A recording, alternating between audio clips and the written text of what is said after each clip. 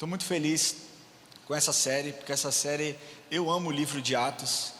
Talvez é um dos livros da Bíblia assim que eu falo talvez maior autoridade, porque eu estudo demais o livro de Atos, eu gosto muito do livro de Atos. Porque o livro de Atos eu preguei. Quem aqui estava domingo às 11 horas semana passada? Tinha alguém aqui? Bom, se você estava aqui, você participou da primeira mensagem. Mas o livro de Atos é um livro que para mim responde muitas coisas. Primeiro, é um livro que preenche a lacuna entre o fim dos evangelhos, que terminou com a ressurreição de Cristo, sem nenhuma igreja. Passa então pelo livro de Atos, onde durante esse livro a igreja surge através da descida do Espírito Santo. Então, primeiramente em Atos nós vemos o cumprimento de uma promessa de Deus, que ele diz: eu vou ao céu, mas eu enviarei um outro Consolador. Então esse outro Consolador veio sobre a vida dos discípulos e sobre aquelas 120 pessoas que estavam naquela sala esperando, orando. E quando isso acontece, é startado o plano de Deus para que a igreja cresça e o evangelho se expanda. E aí nós vemos essa lacuna sendo preenchida entre o fim dos evangelhos e o começo das epístolas de Paulo, das cartas de Paulo. O evangelho acaba sem nenhuma igreja. O livro de Atos termina com um número crescente, exponencial da igreja cristã e do evangelho perante as pessoas. O livro de Atos também nos mostra a transformação que as pessoas sofrem quando são cheias do Espírito Santo. Pedro, que era aquele homem que muitas pessoas julgam ser um covarde, ter tido uma atitude covarde, 50 dias depois, quando é cheio do Espírito Santo, prega perante pessoas, e em uma pregação, na sua primeira pregação, 3.000 pessoas se convertem e são batizadas. Aquele que há pouco tempo atrás tinha negado a Jesus com medo de ser perseguido e ser morto, porque naquela época ser cristão não era popular. Não é que nem hoje. Hoje ser cristão é moda, gente. Antigamente existiam os católicos não praticantes. Hoje existem os protestantes não praticantes. São pessoas que pela boa fama dizem: olha só, eu aceitei Jesus, eu sou um evangélico, eu sou um protestante, eu professo da mesma fé, mas tem atitudes completamente contrárias à doutrina que nós seguimos. Então Pedro, cheio de coragem, cheio do Espírito Santo, ora, e 3.000 pessoas, ele faz um sermão muito lindo. Nós falamos semana passada a respeito desse sermão. Ele cita Joel, ele cita Jesus. Pensa uma coisa, aqueles discípulos eram iletrados. A palavra diz, Atos mostra que eles eram iletrados, eram incultos, né? E cheios do Espírito Santo, nós somos capazes de fazer coisas que sem o Espírito Santo nós nunca faríamos. Isso não é lindo? Gente, eu estou falando alguma besteira aqui nesse lugar essa noite? Não? Então vocês estão comigo? Vocês estão cansados? Amanhã é feriado, gente. Hoje nós vamos emendar em uma vigília. Nós sairemos daqui à meia-noite. E amanhã é o dia do trabalho e ninguém trabalha, né? Incrível isso. E vai ser ótimo. Então, fica comigo aqui que vai ser bênção. Brincadeira, eu preciso somente de 1h30 da sua atenção. Quem falou está amarrado aí? 45 minutos da sua atenção é o que eu preciso, amém? Então, Pedro faz esse sermão, um sermão muito bem embasado, muito bem estruturado, onde Cristo era o centro. E nós falamos muito a respeito disso na semana passada, que os olhos da igreja no Brasil hoje precisam voltar ao que a igreja primitiva fazia. E o que a igreja primitiva fazia era pregava Cristo. Não pregava, você é o coração, você é o centro do coração de Deus. Não, arrependa-se, arrependam-se, porque é chegada a hora. Jesus Cristo veio para salvar vocês, para que vocês tivessem vida e vida em abundância. Aí, sempre com uma palavra de confronto, sempre com uma palavra de exortação, a igreja cresceu, sabe? Cheio de autoridade. Uma vez caminhando Pedro e João pela porta do templo, pela porta formosa, ao entrarem ali eles veem um homem, e aquele homem pede dinheiro, pedindo esmola, e eles dizem: olha só, eu não tenho prata nem ouro.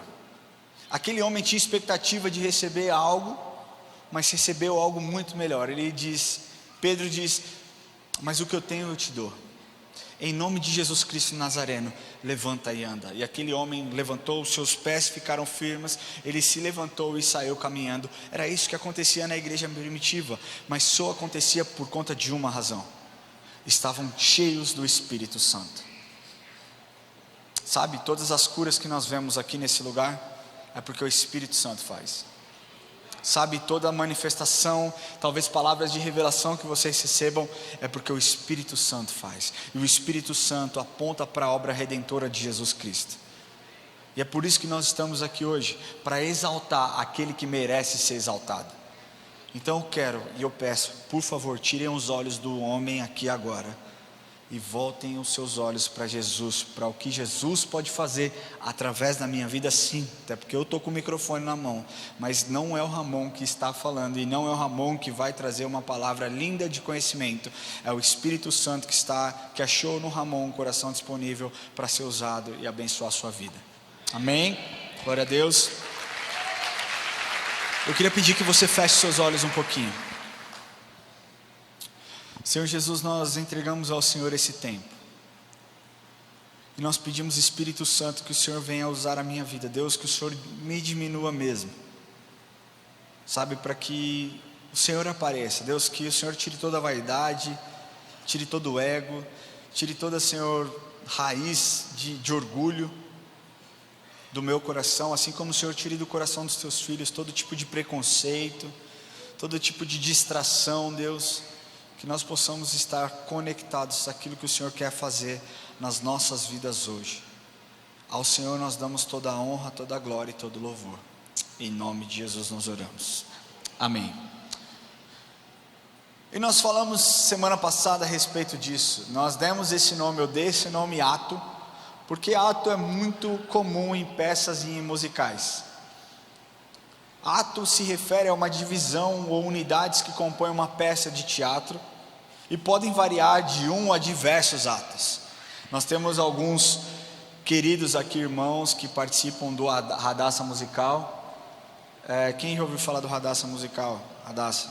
Eu queria pedir, quem participa aí, fique em pé aí. O Renan, a Aline, o Diego, a Alana. Tem mais? Alguém aqui que faz... Se vocês puderem, participem, vão lá.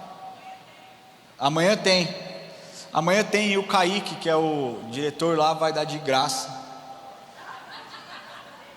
Meia? Eles conseguem meia, então quem tem interesse vai lá falar com eles. Mas, um ato, ele se refere a esses, a essa unidade que compõe, divide uma peça ou um teatro musical, igualmente para a trama. Lembrando que uma peça dentro de um musical, nós temos diversos personagens, nós falamos aqui, mas existe sempre um protagonista. E o protagonista dessa série, da série 3 atos, se chama Espírito Santo. Amém? Existem personagens importantíssimos, existem personagens como Pedro, como Paulo, como Barnabé, como João, como todos os outros discípulos, mas existe um protagonista e esse protagonista se chama Espírito Santo. Amém? Então nós acabamos semana passada mostrando o que a descida do Espírito Santo gerou na vida daqueles discípulos. E hoje nós vamos falar a respeito de 3 homens. 3 homens que foram tremendamente impactados pelo protagonista dessa série. Personagens que foram usados pelo Senhor. E muito por conta da história deles, do legado que eles nos deixaram e daquilo que eles nos ensinaram, nós hoje temos um caminho para seguir, um rumo. E eu quero que você se atente a isso. O primeiro personagem que nós vamos falar hoje é Saulo. Quem aqui conhece Saulo? Saulo. Hoje todos nós sabemos quem de fato Saulo virou e o quão importante ele foi na construção da história que nós acreditamos e que nós ouvimos. Mas para que nós possamos aprofundar um pouco mais a respeito daquilo que o Espírito Santo é capaz de fazer na vida de um homem como Saulo, nós precisamos entender de onde ele veio, quem ele foi, as coisas que ele fez. Talvez você saiba, eu sei, ele perseguiu os cristãos, mas é muito mais do que isso. Porque Saulo, ele era um israelita orgulhoso, ele tinha um coração íntegro, ele era um bom homem. Sabe, quando ainda jovem, ele era conhecido por sua paixão e dedicação pelo zelo da casa de Deus. Ele era um zelador da casa de Deus, ele era uma pessoa que cuidava das leis mosaicas perante as pessoas. Foi um homem educado na cidade de Tarso e criado aos pés de Gamaliel. Gamaliel foi um dos maiores instrutores daquela época, um dos maiores teólogos, um dos maiores professores famosos daquele momento. Saulo foi treinado segundo o rigor da lei, e o seu desejo era zelar por aquilo que Moisés, pela lei que Moisés tinha dado. Moldado por essa tradição e impulsionado pelo seu vigor da sua mocidade, ele acreditava que a missão religiosa que ele tinha era combater o cristianismo até destruir o cristianismo. Isso porque ele acreditava que essa religião, o cristianismo, era uma traição ao judaísmo. Então o seu único objetivo era perseguir os cristãos, porque eles tinham abandonado a lei mosaica e começado a seguir um homem sobre o qual testemunhas afirmavam que tinha ressuscitado dos mortos, e esse homem se chamava Jesus Cristo e se dizia Filho de Deus e o próprio Deus. Acontece que esse homem, Saulo, era um homem muito temido pelos cristãos, era um homem que se gabava do que fazia, era um homem impiedoso, independente se homem ou mulher, perseguia com muita vontade os cristãos, e o seu principal objetivo era erradicar o cristianismo, pois ele acreditava muito que o cristianismo poderia destruir o judaísmo. Muitas pessoas viveram experiências como com Paulo, perseguindo eles, ou então sendo conivente com ações de apedrejamento, ou até mesmo morte.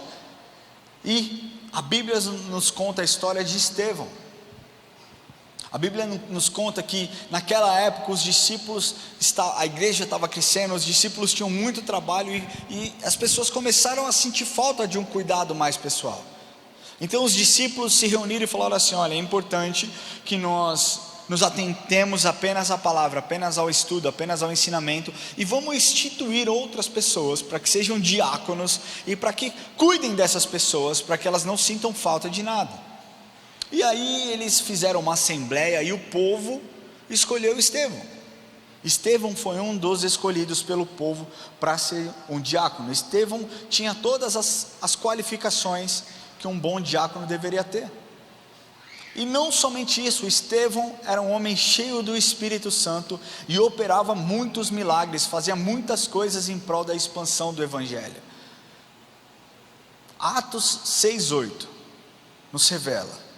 Você pode acompanhar aqui, não precisa ficar abrindo a sua Bíblia, que nós vamos ler bastante texto hoje, senão você pode se perder. Mas Atos 6:8 nos mostra, Estevão, cheio de graça e poder, fazia prodígios e grandes sinais entre o povo. Estevão estava ali, fazia grandes coisas, então é levado ao sinédrio, onde é acusado falsamente, e Estevão, assim como Pedro e João, quando foram levados ao sinédrio, faz uma defesa contundente da sua fé. Ele confronta o pecado daquele povo. Se você pegar o capítulo 6, e você vai ver o discurso de Estevão, é um discurso poderosíssimo, é um discurso lindo a respeito da sua fé, a respeito dos valores que ele acreditava. Ele dá uma aula para aquelas pessoas, e eu quero ler com vocês o que está escrito no capítulo 7, versículos 54 a 60. Estevão fazendo a sua defesa, tá? Ouvindo eles isto, enfureceram-se no seu coração e rilhavam os dentes contra ele. Mas Estevão, cheio do Espírito Santo, fitou os olhos no céu e viu a glória de Deus e Jesus que estava à sua direita, e disse: eis que vejo os céus abertos e o Filho do homem em pé à destra de Deus.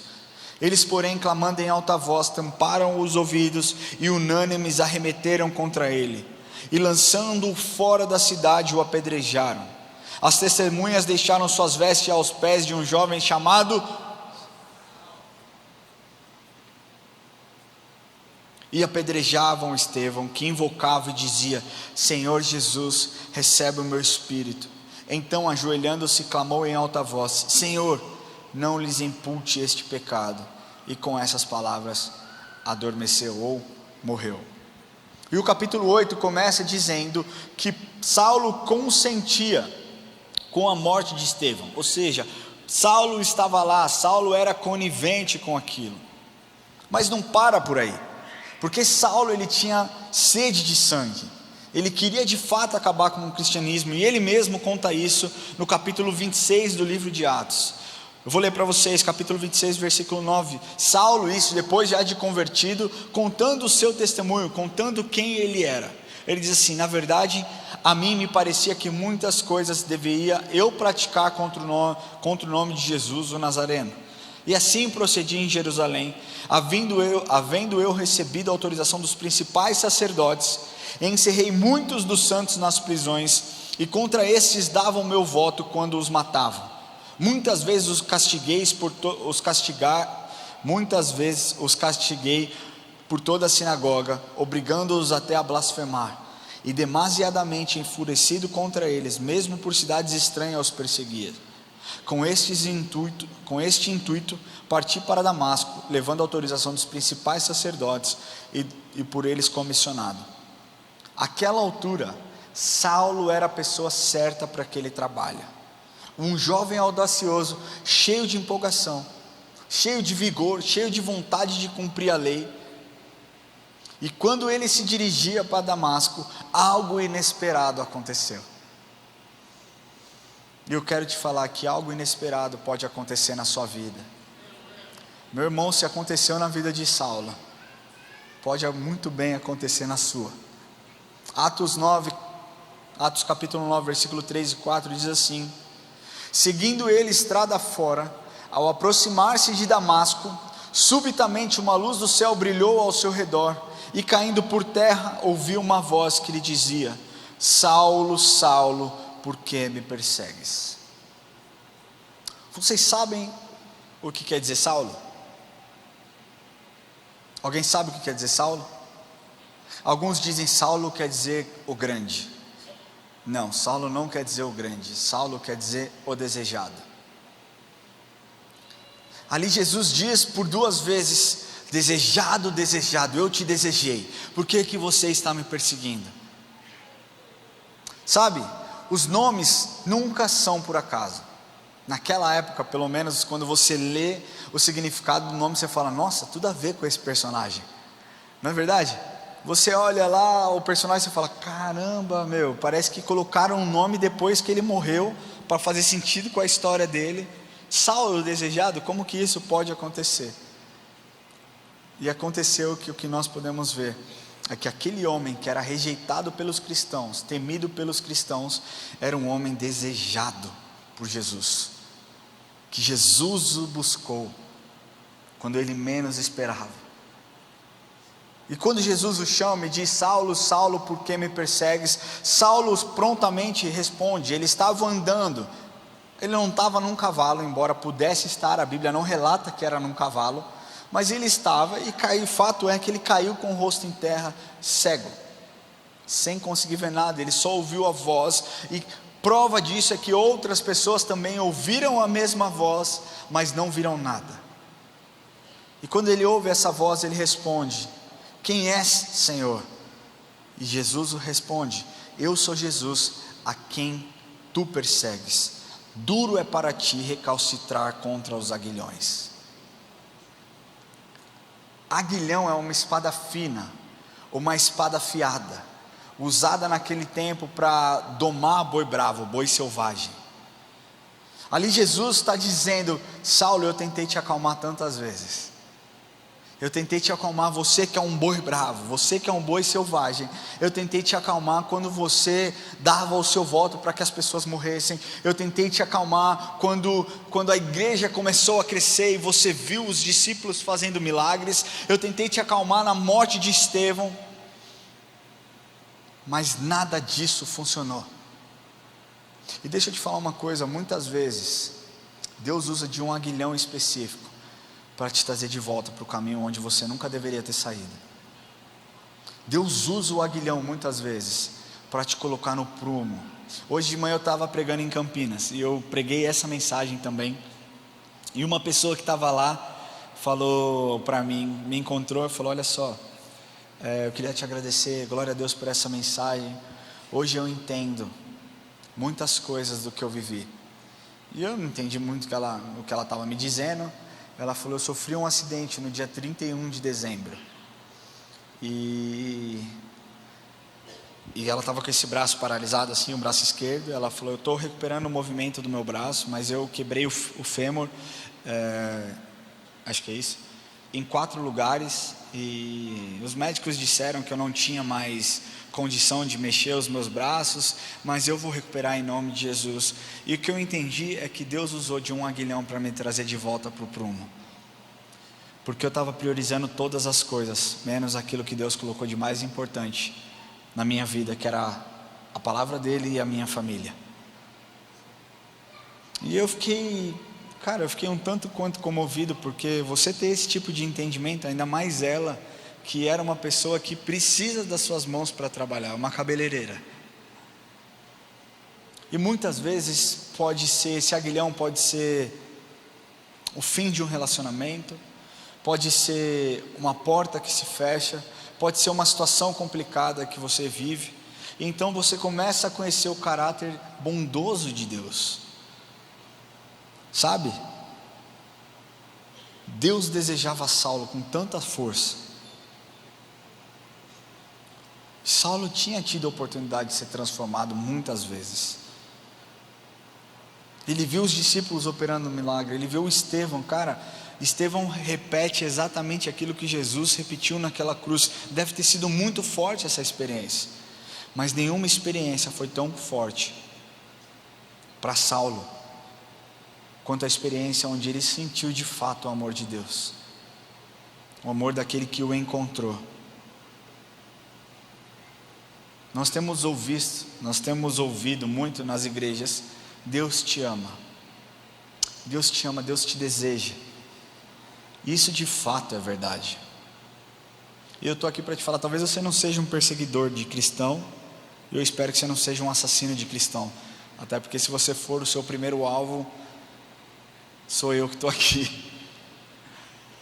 Mas o que eu quero te falar é que talvez você não seja desejado pelas pessoas, talvez por conta da sua postura, por conta da sua arrogância, por conta dos seus exageros, mas Deus de fato te ama tanto, te deseja tanto, que Ele te chama com a mesma intensidade que Ele chamou Saulo.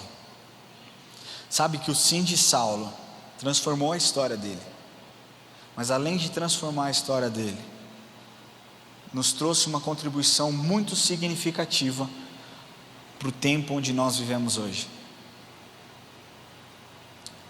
Saulo foi desejado por Deus, um homem que nenhum cristão desejou, Deus desejou. Eu quero que você pare para refletir um pouquinho. Existem pessoas na nossa vida que nós desejamos rejeitar.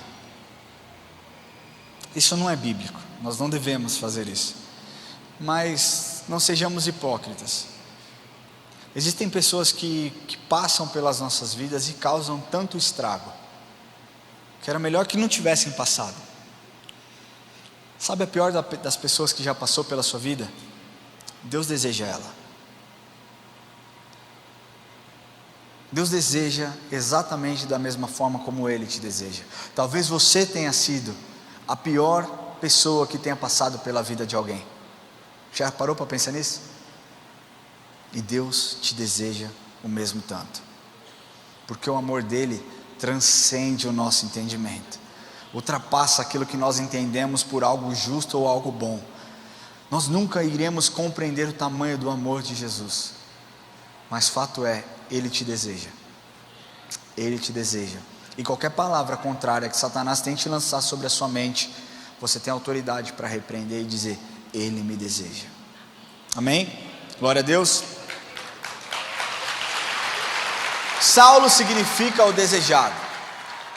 E o segundo personagem que nós vamos abordar no dia de hoje é Ananias. Ananias. Embora na Bíblia apareçam alguns personagens com esse nome, obviamente, se falando da vida de Saulo, você já sabe mais ou menos que é o homem que se encontrou com Saulo e levou o evangelho até ele. Somente no livro de Atos nós temos relato de 3 Ananias. Primeiro, Ananias é o marido de Safira. Ambos morreram porque mentiram ao Senhor, disseram mentiras e, enfim, está lá no começo de Atos, você pode ver. Existe esse segundo Ananias que nós falaremos hoje, e existe um terceiro Ananias, citado lá no capítulo 22 do livro de Atos, onde o historiador Flávio Joséfo registra que esse último Ananias exerceu o ofício de sumo sacerdote, indicado por Herodes aproximadamente entre os anos 48 a 59 depois de Cristo. Esse último Ananias era um homem rico e poderoso, mas também cruel e violento. Esse Ananias é o último Ananias, é o Ananias que, quando nós lemos o livro de Atos, é aquele que Paulo fala, paredes brancas, sabe aquele versículo? Alguém conhece esse versículo?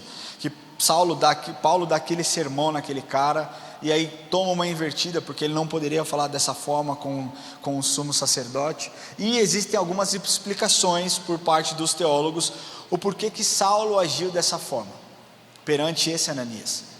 Uns acreditam que é porque ele de fato não estava enxergando muito bem e não reconheceu.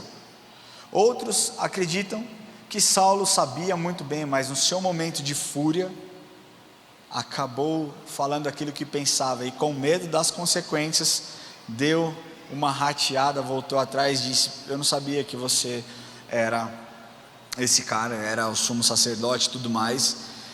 Mas fato é que as atitudes desse Ananias, desse último Ananias, fez com que ele fosse um homem impopular, sendo deposto pelo rei Agripa lá em torno de 59 e assassinado um pouco antes da Revolução Judaica.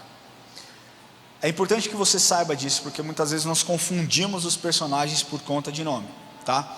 Então, o Ananias que nós trataremos não é o Ananias marido de Safira e nem é o Ananias sumo sacerdote. Nós vamos falar sobre esse segundo Ananias, e o significado do nome Ananias é: Deus é gracioso. E Deus é gracioso, e se mostrou gracioso na vida de Paulo através de Ananias. E aí você vai falar: cara, o nome tem tudo a ver com o personagem mais uma vez, né? O caminho de Ananias, deixa eu pegar aqui que eu perdi o que eu estava falando. Deus é gracioso. E de fato Deus é gracioso tanto com Ananias quanto com aqueles que cruzaram o caminho de Ananias. E o próprio Paulo descreve muito bem quem era Ananias. Lá, se nós lemos Atos capítulo 22, mais uma vez ele contando a sua história, o seu testemunho, ele diz: um homem chamado Ananias, piedoso conforme a lei, tendo bons testemunhos de todos os judeus que ali moravam.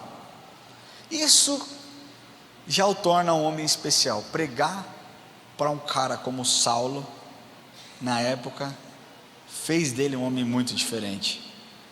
Imagina Deus falando para você: olha só, você vai pregar para o próximo avivalista desse tempo. Você não ia ficar muito feliz? Eu fico imaginando aqueles que levaram a palavra, o evangelho, por Billy Graham. Eu fico imaginando a alegria das pessoas vendo os frutos através da vida de um homem, Billy Graham, que mesmo após a sua morte continua impactando as pessoas por conta de uma palavra tão linda, tão profunda e tão verdadeira. Eu fico imaginando para os dias de hoje, aquele que levou a mensagem para Reinhard Bonnke, que é um grande missionário, também faleceu recentemente devido ao câncer, mas as suas cruzadas tinham 6 milhões, 15 milhões de pessoas lá na África. Eu fico imaginando aquele que levou a mensagem para o apóstolo Lamartine, que tem uma influência muito grande nos dias de hoje. Todas essas pessoas que levaram o evangelho para essas pessoas que são expoentes do evangelho, tem sim que cara que se orgulhar do fato. Tem sim que olhar e falar: obrigado, Senhor, porque o Senhor me colocou na história, e o Senhor através da minha mensagem existe um legado de centenas de milhares de pessoas que estão caminhando com Cristo. Mas Ananias só se tornou esse homem porque obedeceu a uma ordem dada pelo Espírito Santo. Obediência, fala comigo, obediência. Obediência não é algo tão comum nos dias de hoje, não é verdade?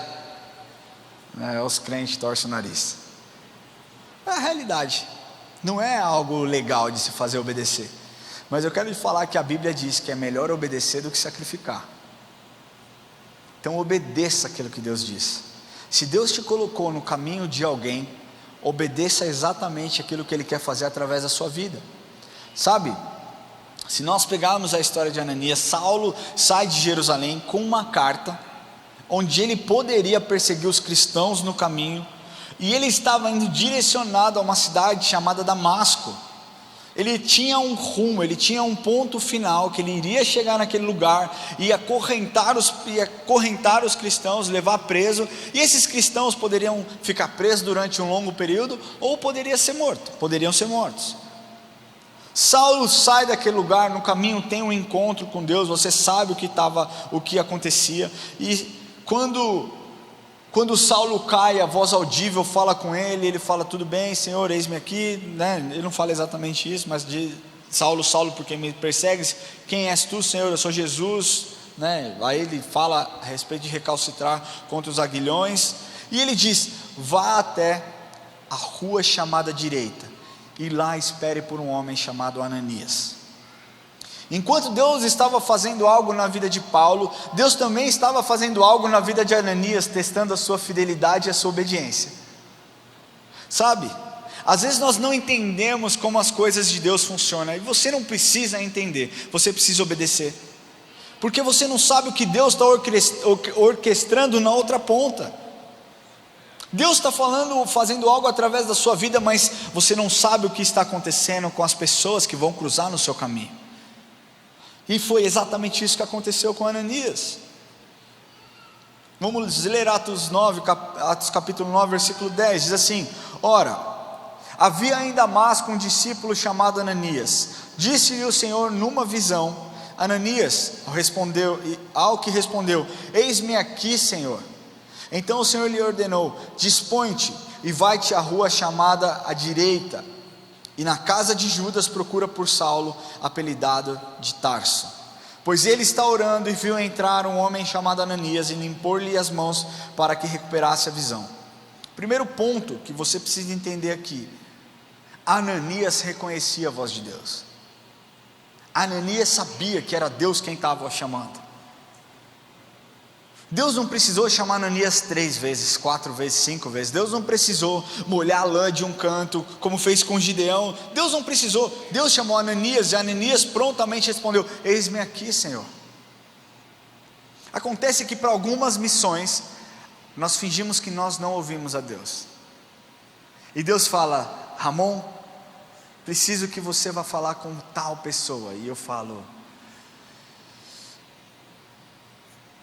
tem um ruído aí, eu não consegui captar a mensagem de Deus.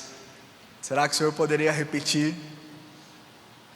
Às vezes Deus manda com que você encontre com aquele seu amigo que falou mal de você ou te tratou de forma errada, e prontamente a gente fala: não vem de Deus, não é de Deus. Mas eu quero te falar que se Deus falar e você reconhecer a voz de Deus, simplesmente obedeça. Ananias estava lá de boa, tranquilão, e foi convocado para fazer algo àquela altura que era muito perigoso. E o fato é que Ananias não estava com muita vontade de fazer o que Deus havia lhe pedido. Versículo 13 diz assim: Ananias, porém, respondeu: Senhor, de muito tenho ouvido a respeito desse homem, quantos males tem feito aos teus santos em Jerusalém, e para aqui trouxe a autorização dos principais sacerdotes para prender a todos os que invocam o teu nome. Ele aqui trouxe uma desculpa, e talvez um ponto muito convincente, daquilo que ele estava sentindo naquele momento. Ele não sabia se de fato Saulo estava tramando alguma coisa, tinha planejado alguma coisa, se aquilo era um teatro, ou se aquilo era realmente algo que tinha acontecido, uma transformação genuína na vida dele. Eu imagino o medo que Ananias estava ali sentindo. Meu irmão, eu vou perante o leão, e eu não sei se esse leão está banguelo de fato, ou se esse leão tem dente e está pronto para me comer. Mas o Senhor disse para ele: vai, porque este é para mim um instrumento escolhido para levar o meu nome perante os gentios e reis, bem como perante os filhos de Israel, pois eu lhes mostrarei quanto lhe importa sofrer pelo meu nome. Pensa, um homem que causou tanto sofrimento para os cristãos, agora sendo ensinado pelo próprio Deus que vale sofrer pelo nome de Deus. Isso é lindo, cara. Você está pronto para sofrer pelo nome de Deus? Vamos ser sinceros, você está pronto para sofrer pelo nome de Deus? Você está pronto para acabar com amizades pelo nome de Deus? Você está pronto para andar por caminhos que você não queira andar pelo nome de Deus? Deixa eu te falar, o Evangelho ele precisa gerar isso na sua vida. Meu irmão, Ananias explica para o Senhor por que ele não queria. A fama de Saulo não era boa, mas muitas vezes nas nossas vidas é exatamente assim. Nós conhecemos as famas das pessoas, sabemos do que são capazes de fazer e não queremos obedecer com medo de nos machucarmos. Quem não se expõe não conquista.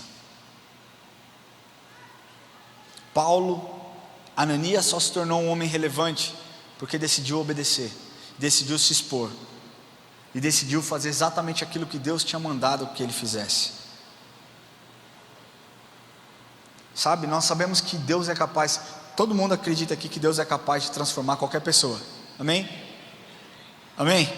Aí você conhece alguém na sua vida, você com certeza conhece alguém que você fala, esse Deus pode fazer, mas esse aqui é impossível de se converter. Quem conhece alguém assim? Esse é impossível de se converter. Aí Deus vem e faz a obra, se apresenta aquela pessoa fica apaixonada por Jesus e tem uma vida transformada, e você confia que Deus pode fazer, e você vê o cara falando, uau, eu mudei, e aí você fala, será que mudou mesmo? Será que essa mudança é verdadeira? Será que foi Deus quem mudou? E aí você começa a levantar possibilidades. Eu acho que ele está doente, e aí ele correu para Jesus. Eu acho que ele está brigado com a namorada. Eu acho que ele está brigado com a esposa. Ao mesmo tempo que nós acreditamos que Deus pode fazer, quando Deus faz, muitas pessoas duvidam daquilo que ele fez. Ao mesmo tempo que nós acreditamos,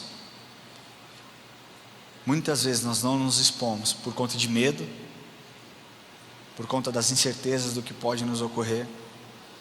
Mas eu quero te falar uma coisa, se nós confiarmos naquilo que Deus está nos pedindo, se nós obedecermos, sempre será benéfico para nós. Quando Deus te pede algo e você obedece, sempre gera benefícios na sua vida, uma vez que você consegue ver o cuidado, e quando você se sente usado, é uma sensação extraordinária. Você pode perguntar para qualquer um que serve na casa de Deus, quando nós vemos uma coisa e quando você se sente usado por Deus, não existe sensação mais maravilhosa de, uau, Deus me usou. Deus me usou. Mas além de ser benéfico para você, é benéfico também para aquele que Deus coloca nos nossos caminhos. Embora Saulo fosse desejado por Deus, não era desejado por Ananias, não era um homem desejado pelos cristãos. Mas Ananias traz uma lição aqui primordial. Se você deseja obedecer a Deus, pouco importa aquilo que você pensa. Se você deseja obedecer a Deus, se você não concorda, azar o seu. Senhor, eu vou, mas eu não concordo. Deus não te perguntou. Deus simplesmente te pediu, e cabe a você obedecer ou não obedecer. E uma boa decisão vai trazer boas consequências. Uma decisão onde você caminha em desobediência vai trazer outras consequências. Deixa eu te falar, muitas pessoas passaram pelas suas vidas, eu tenho certeza disso. E um dia todos nós estaremos na presença de Deus, e Deus vai mostrar para cada um de nós: essa pessoa você deixou passar, essa você deixou passar, essa também você não teve coragem de falar. E todos nós vamos prestar contas. E eu não estou aqui te lançando culpa, eu estou aqui te trazendo uma verdade, porque o ID não serve somente para os pastores e líderes dessa igreja. O ID serve para cada um daqueles que confessam Jesus Cristo como Senhor e Salvador. Deixa eu te falar uma coisa, esteja pronto, porque a qualquer momento, alguém muito indesejado pode bater na sua porta. Esteja pronto, porque a qualquer momento, alguém muito improvável pode cruzar o seu caminho, ou você pode ser o improvável que vai cruzar o caminho de alguém. Nós não sabemos quantos seguidores Ananias tinha nas suas redes sociais. Nós não sabemos quantos inscritos no canal do YouTube Ananias tinha em suas redes sociais. Lógico que isso é uma brincadeira, gente. Não existiam redes sociais, só YouTube na época. Nós não sabemos o quanto de influência Ananias tinha perante aquele povo. Nós sabemos que ele era um homem cheio de Deus, mas nós não sabemos se ele era um líder de uma sinagoga. O fato é que ele era um homem disponível, e talvez alguém improvável, que levou a palavra para alguém indesejado. Não importa o seu desejo, eu não acho que eu tenho que fazer isso. A Bíblia diz, faça. A Bíblia não abre para que você tenha discussão. Você quer discutir com a Bíblia, cara? Você não concorda com a Bíblia? Manda um e-mail, saque@cel. Põe lá, aos cuidados de Jesus. A Bíblia não abre, a Bíblia não te dá margem para condições onde você pode ou não pode obedecer. A palavra de Deus diz: aquele que tem os meus mandamentos e os guarda, esse é o que me ama, e aquele que me ama será amado por meu Pai, e eu também o amarei e me manifestarei a ele. Você quer demonstrar amor perante Jesus? Obedeça. É simples, ao mesmo tempo complexo. Mas a obediência é um ato de amor extraordinário. O sucesso aos olhos de Deus se dará quando a vontade dEle estiver alinhada ao seu ato de obediência. Esse é o sucesso, a vontade dEle, a obediência que eu tenho em fazer a vontade dEle. Eu faço por amor, eu faço porque eu quero agradá-lo, e eu faço porque eu entendo que os planos dEle são infinitamente melhores e superiores aos meus. Ananias decidiu obedecer, e mais do que isso, decidiu fazer valer do nome que ele tinha, e do significado do nome dele.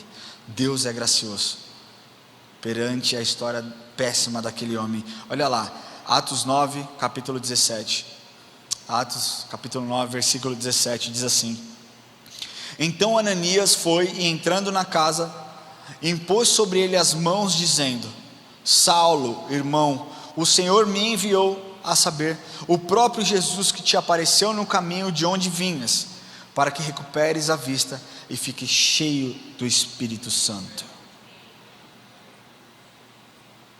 Fique cheio do Espírito Santo. Mais uma vez, o nosso protagonista mudando a história de um homem. Cheio do Espírito Santo, assim como aqueles discípulos, quando tiveram medo, depois de Pedro e João terem sido levados ao Sinédrio e foram ordenados que parassem de pregar o Evangelho, e eles disseram: convém que eu faça o que? A sua vontade ou a vontade de Deus? Eles não tinham o porquê mandar açoitar ou matar João e Pedro, então decidem soltá-los. E quando eles encontram com outros discípulos, aqueles outros discípulos, reunindo em oração, intercedendo, ficaram cheios do Espírito Santo e pregavam com maior intrepidez e ousadia. É isso que o Espírito Santo faz quando Ele vem nas nossas vidas. Ele muda a nossa personalidade, Ele muda as nossas características. Ele faz você uma pessoa que era um reclamão da vida, para um homem grato, para uma pessoa com coração de gratidão, porque você reconhece que a bondade e a graça dEle é infinitamente superior às suas frustrações. Mais uma vez, o ministério de Saulo só começou quando ele então foi cheio do Espírito Santo. Versículo 18 diz assim: imediatamente lhe caíram aos olhos como que umas escamas, e tornou a ver. A seguir levantou-se e foi batizado. Nós precisamos estar prontos quando Deus nos chamar. Nós só seremos usados por Deus se, em obediência a uma ordem, nos dispusermos a servi-lo. Esteja pronto. E isso só acontece quando nós temos uma vida com Deus. Nós não sabemos o momento em que alguém improvável vai cruzar o nosso caminho, ou nós não sabemos o momento em que nós cruzaremos o caminho de alguém. Fato é, Deus quer te usar. Deus quer te usar. Você tem um propósito. Deus quer te usar. Seu propósito talvez não seja apenas mídias sociais, para quem trabalha na igreja, ou house mix, ou louvor. Nós temos algo muito poderoso dentro de nós, que é o evangelho da salvação. E mostrar para as pessoas o evangelho que me beneficiou diretamente, mesmo sem eu merecer, pode fazer na vida de qualquer um a mesma coisa que fez na minha. Saulo foi transformado quando Ananias impôs-lhe a mão e ele foi cheio do Espírito Santo. Amém? E o terceiro personagem que nós vamos falar hoje é Paulo. Uau, mas você falou de Saulo, Paulo. Você vai entender um pouquinho mais. Quando Saulo se converte, Deus muda tudo na história dele. Deus muda o seu RG, o seu CPF. Deus entrega um novo passaporte, uma nova cidadania e diz: a partir de hoje não se chamará mais Saulo, passarás a ser chamado Paulo. Amém? Não, amém não, gente, porque essa não é a história certa.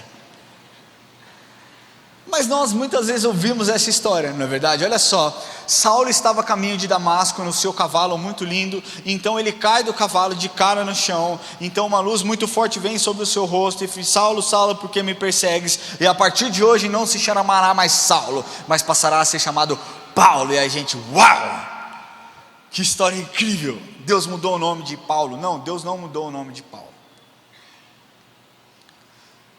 O que acontece, olha só, para você entender, capítulo 13, versículo 9.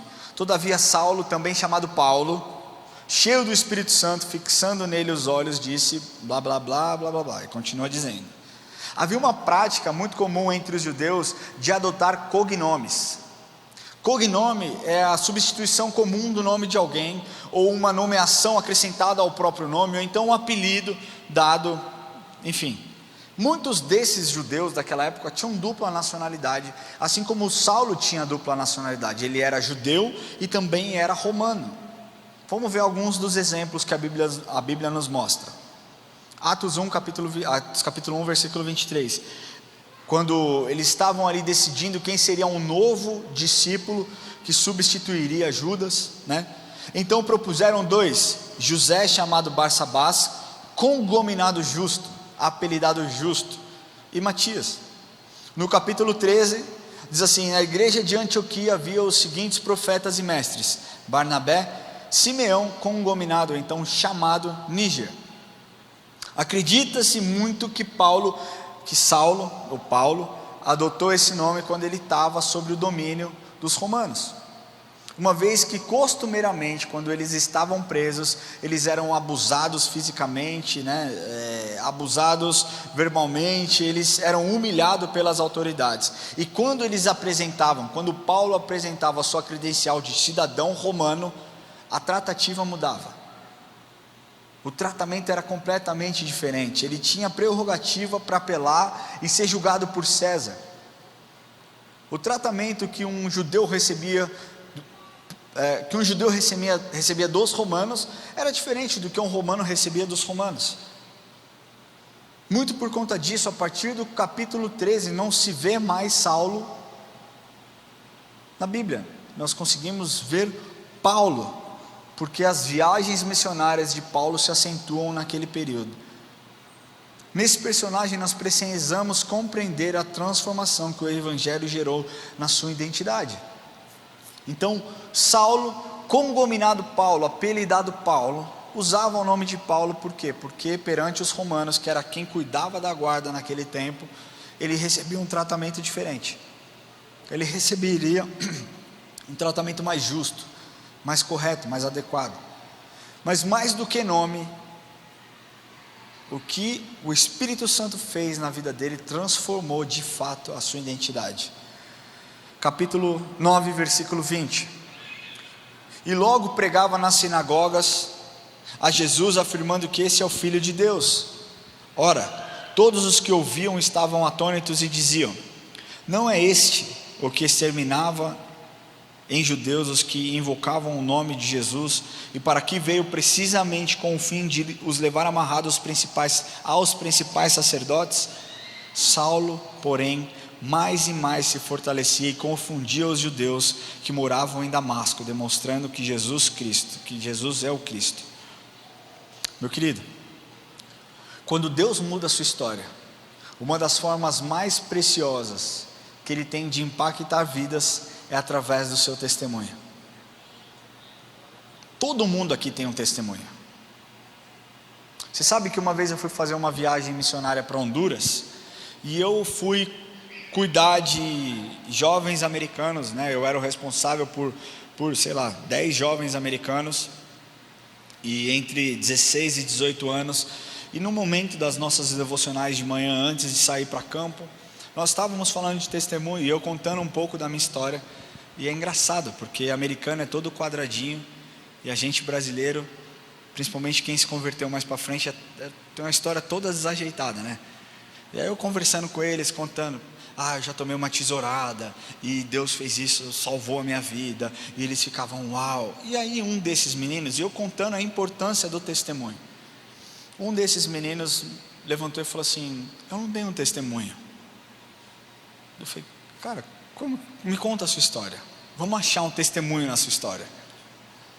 E ele falou: olha, eu cresci num lar evangélico, meus pais sempre frequentavam, minha família é linda, é muito bem estruturada, eu tenho um ótimo relacionamento com os meus pais, eu sou virgem, eu ainda não casei, eu sou virgem, eu nunca me desviei, eu tenho uma vida feliz, eu jogo futebol americano, eu sou peça importante no time. E ele foi falando, eu falei: cara, olha que testemunho incrível de Deus na sua vida.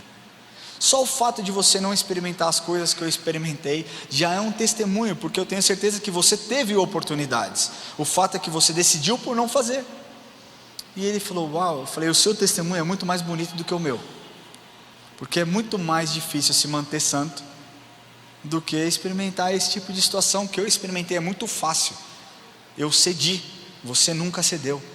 Deus seja louvado através da sua vida, amém? E nós vivemos em um tempo onde nós precisamos validar os testemunhos. Sabe, eu fiz propaganda e marketing, sou formado em propaganda e marketing. Alguém mais aqui é propaganda e marketing, publicidade e propaganda? A pastora Mariana, todo mundo, vocês que estão aí, vocês sabem muito mais do que eu, porque o que eu estudei não me serviu de nada. É brincadeira, me serviu durante um tempo que eu trabalhava com vendas. Então você aprende estratégias de venda, plano de venda, mas eu lembro das matérias, porque a partir do segundo ano eu me dediquei mesmo. Eu me dediquei para me formar bem, conseguir, sabe, aproveitar o máximo que eu pude. Quem faz propaganda e marketing sabe, ou propaganda e publicidade, sabe que existem inúmeras formas de você vender um produto, de você comunicar o que você quer passar através desse produto. Existem muitas estratégias que podem ser adotadas, e hoje existem as cabeças brilhantes que trabalham nesse mercado e mexem com as cores que trazem o prazer. Enfim, cara, é muita coisa que acontece até que um produto seja lançado. Mas eu quero te falar que não existe uma propaganda tão efetiva quanto o boca a boca. Quem fez propaganda e publicidade quer discordar de mim nesse ponto? Deixa eu falar uma coisa, não existe propaganda mais importante do que a indicação, você emprestar sua credibilidade em prol de algo. A nossa igreja é uma igreja que tem uma relevância nas mídias sociais. Pode até ter, mas pode ter certeza que você não vai convencer as pessoas a virem a essa igreja por conta do número de seguidores que nós temos no Instagram ou no YouTube. Se você chegar para essa pessoa e falar assim: olha só, eu vou a essa igreja, o Espírito Santo se move, Deus é pregado lá e Cristo é o centro, aí sim você tem uma grande chance dessa pessoa vir. Não adianta ações publicitárias, campanhas que nós possamos fazer, nada é mais importante do que o boca a boca. Continua sendo a forma mais efetiva de se propagar o Evangelho. O testemunho dá para outras pessoas a oportunidade de que elas enxerguem aquilo que Deus fez na sua vida. Quem você era antes do Evangelho e quem você é agora, depois de receber o Evangelho da transformação. A grande questão é que, se o Evangelho que tem sido apresentado por você não tem gerado testemunhos e transformação na vida de outras pessoas, é necessário que você pare um pouquinho e faça uma reflexão. Porque talvez o seu testemunho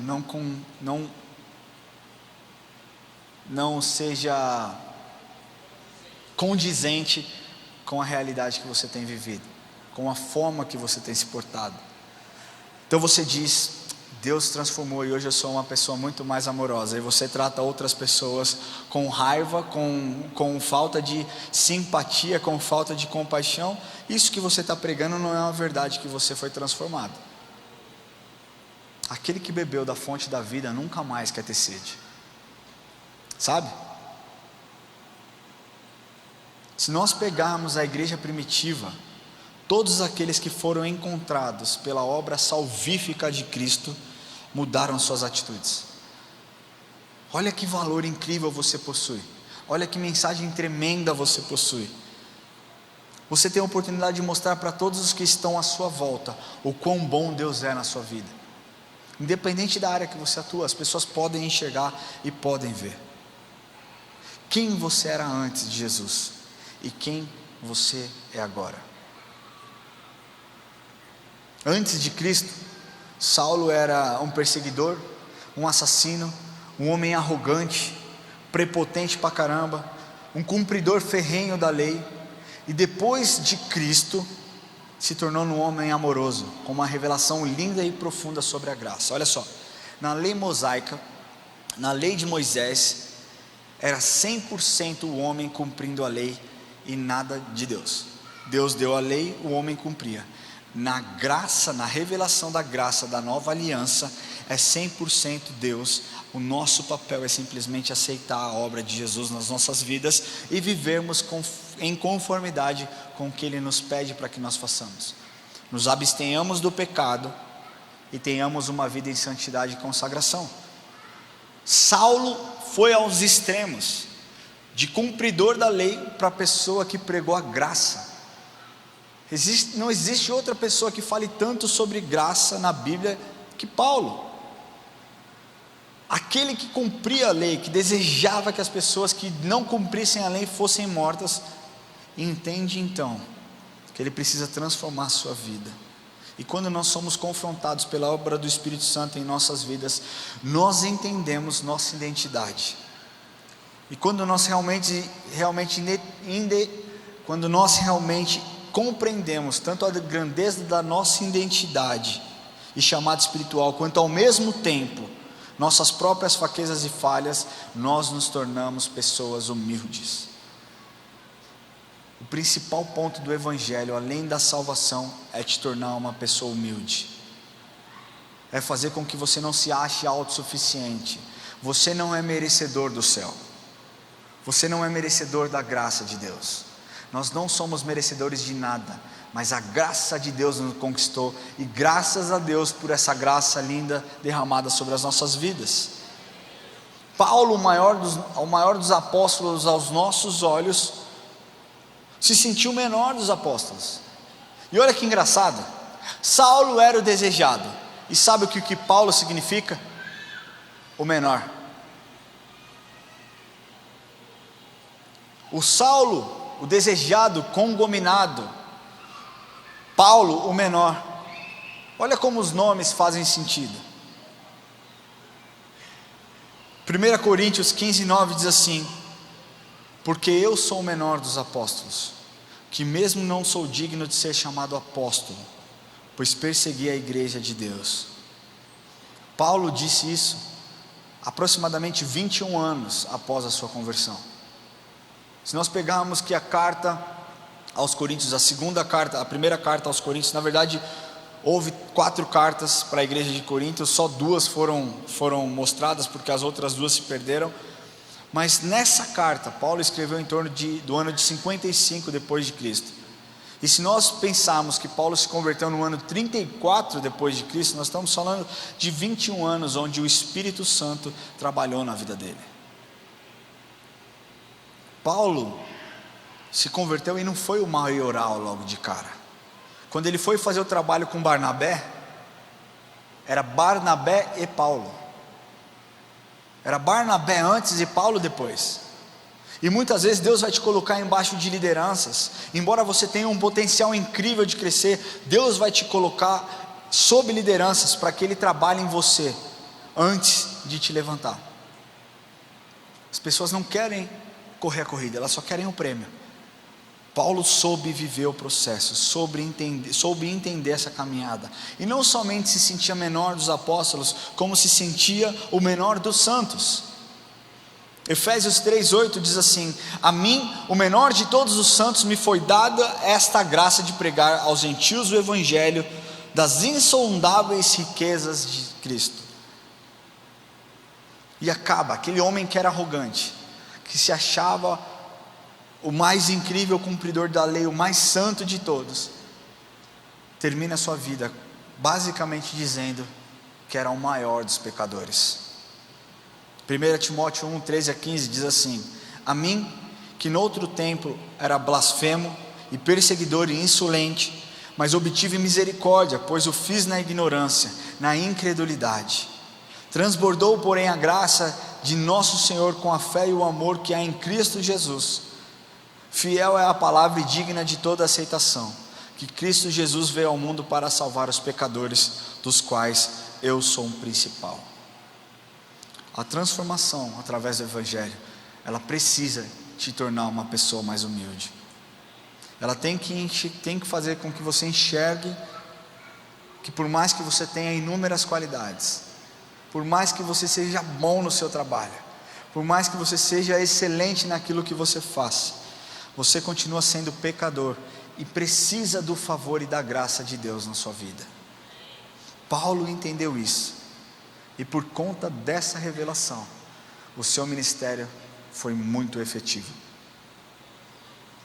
O menor, Deus fez do menor o maior e o mais relevante dos apóstolos de todos os tempos. Eu queria pedir que você fechasse os seus olhos.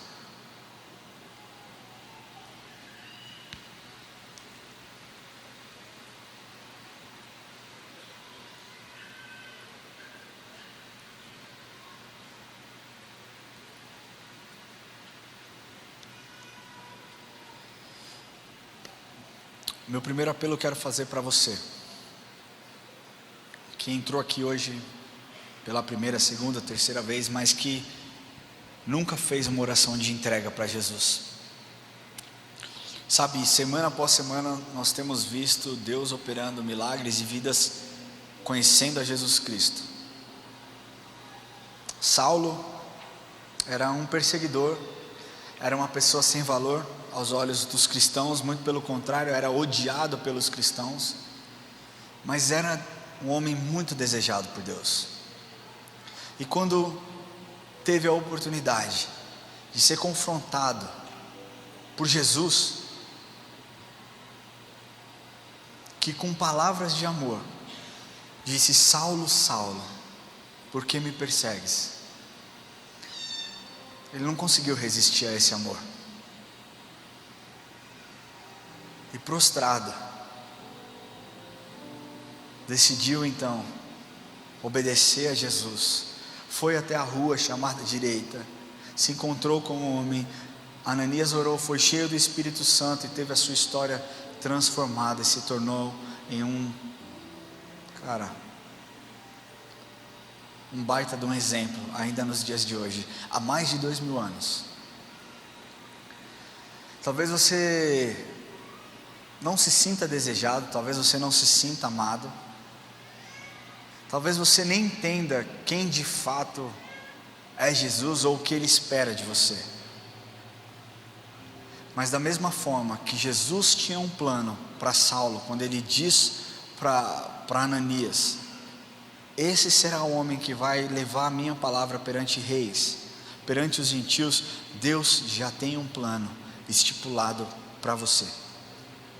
Só que para esse plano ser executado, você precisa dizer o mesmo sim que Saulo disse.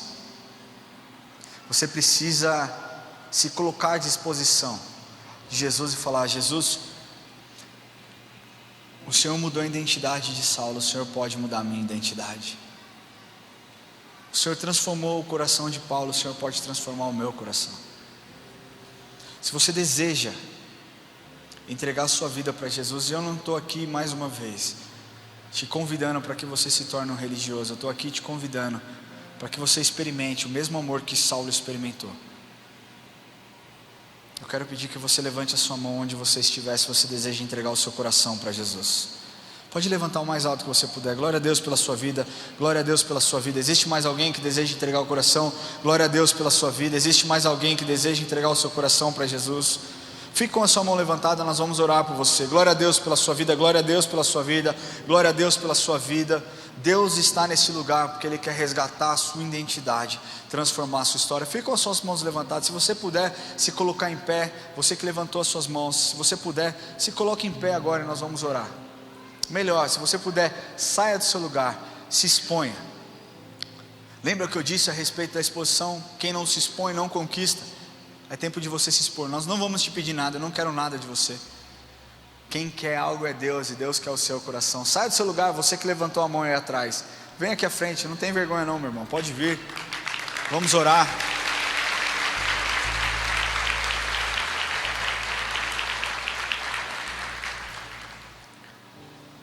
Tem mais alguém? Eu vi alguém levantando a mão lá atrás, não quer vir, está com vergonha? Jesus não teve vergonha naquela cruz por você, viu? Existe mais alguém? A igreja fica com os olhos fechados, por favor.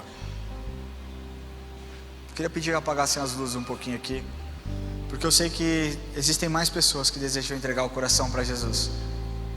Talvez você não esteja encontrando coragem de sair do seu lugar, mas eu declaro em nome de Jesus que toda cadeia está quebrada em nome de Jesus, que você é livre para entregar o seu coração hoje, que você é livre de toda amarra, de todo peso, de toda vergonha, em nome de Jesus. Deixa eu te falar, você precisa se expor para que Deus transforme a sua vida. Mais uma vez, se você deseja, levante do seu lugar, saia do seu lugar agora. Esse é o dia que o Senhor fez para que você tenha um encontro verdadeiro e genuíno com Ele. Não fique no seu lugar, não deixe com que o medo te paralise. Aqueles que têm medo não conseguem avançar. Se você não tem coragem, pede para a pessoa que está do seu lado trazer você aqui à frente. Você veio com alguém provavelmente. Fale para essa pessoa: me ajuda, eu não estou conseguindo sozinho. Eu quero ir, mas eu estou com vergonha. Simplesmente venha. Pede para alguém te ajudar. Você tem a oportunidade de fazer isso agora.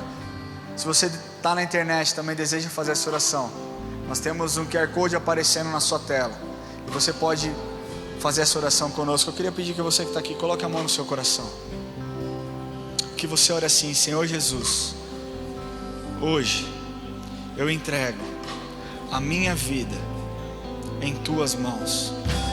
Jesus Cristo, eu confesso que o Senhor é o meu Senhor e o meu Salvador. Senhor, muda a minha história, e eu declaro que eu serei fiel ao Senhor todos os dias. Escreva o meu nome no livro da vida, em nome de Jesus. Eu queria dar um abraço em vocês. Eu queria pedir para minha esposa Érica, se ela puder abraçar as mulheres. Eu vou dar um abraço nos homens, para que essas pessoas sejam cheias da presença de Deus.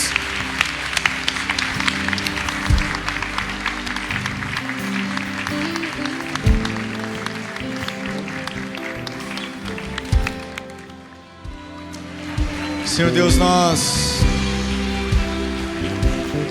te agradecemos, Pai, por essa mensagem, por essa palavra, Deus.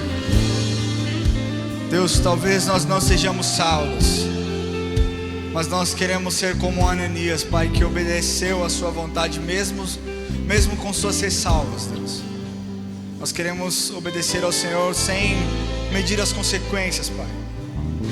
Sabe, sem o medo da exposição. Nós queremos que o Senhor tenha o nosso coração e seja algo verdadeiro, algo integral, Senhor. Que seja o nosso coração por inteiro, não simplesmente parte dele, parte das nossas atitudes. Deus, que o Senhor nos encha, assim como o Senhor encheu a vida de Paulo e transformou a história dele. Nós te agradecemos porque por conta dessa revelação profunda, nós temos o entendimento de que o Senhor é gracioso, de que o Senhor é bom, de que o Senhor é um bom Pai, de que o Senhor cuida de nós e deseja cada um de nós, Deus. Nós pedimos, Deus, que essa mensagem fique guardada nos nossos corações, mas que gere transformação, Deus, que gere uma mente que pense de verdade, Senhor, a respeito das nossas atitudes.